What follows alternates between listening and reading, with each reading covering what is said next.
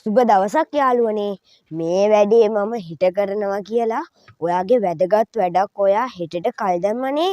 අපේ හැමෝටම ඉන්න ලොකුම සතුටක් තමයි මේ වැඩ කල් දැමීම. අද කරන්න ඕන වැඩේ හෙටට කල් දාලා හෙට දවසාවම අනිද්දාට කල් දාන එක ඔයාගේ පුරුද්දක් වෙලාද? මතක තියාගන්න.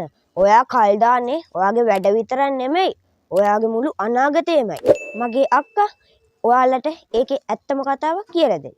ඔව් මල්ලි, අපි හිතනවා අපිට ඕන තරම් කාලය තියෙනවා කියලා. තව ටිකකින් කරනවා, සමුදෙන් නම් පටන් ගන්නවා, ලබන මාසෙ ඉඳන් අලුතෙන් පාඩම් කරනවා කියලා අපි අපිටම බොරු කියා ගන්නවා. නමුත් ඇත්තම කතාව තමයි ඒ හෙට කියන දවස ආයි කවදාවත් එන්නේ නැහැ. ගෙවිලා යන හැම තත්පරයක්ම අපේ ජීවිතේ සදාටම නැතිලා යනවා. සල්ලි නැති වුණොත් නැවත හොයාගන්න පුළුවන්.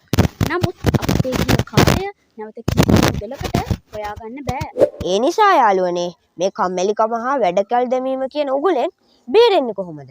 රහස ඉතාම සරලයි. ඔයාට කරන්න තියෙන ලොකුම වැඩේ පුංචි පුංචි කොටස් වලට කඩා ගන්න. එකපාරටම මුළු කන්දම නගින්න හිතන්න එපා.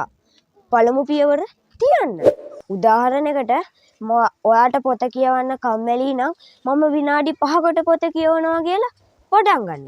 අන්නේ විනාඩි 5 මුළු පොතම කියවන්න ඔයාගේ මොළය ඔයාව පොළඹවනවා. අද දවසේ කරන්න පුළුවන් වැඩේ උපරිමයෙන් කරන්න. අසාර්ථක මිනිස්සු වැඩ කල් දාද්දි සාර්ථක මිනිස්සු ඒ වැඩේ ඒ වෙලාවෙම කරලා ඉවර කරනවා. ඔයත් අද ඉඳලා වැඩ කල් දාන එක නතර කරනවා නම් I will start today කියලා පල්ලෙහා කමෙන්ට් එකක් දාලා වීඩියෝ එකට ලයික් කරන්න. තව කෙනෙකුට කම්මැලිකම නැති කරගන්න මේ වීඩියෝ එක ෂෙයා කරන්න. අපේ channel එක subscribe කරලා දිගටම අපි එක්ක රැඳිලා ඉන්න. ඔබ සැමට ජයග්‍රාහී අනාගතයක් වේවා.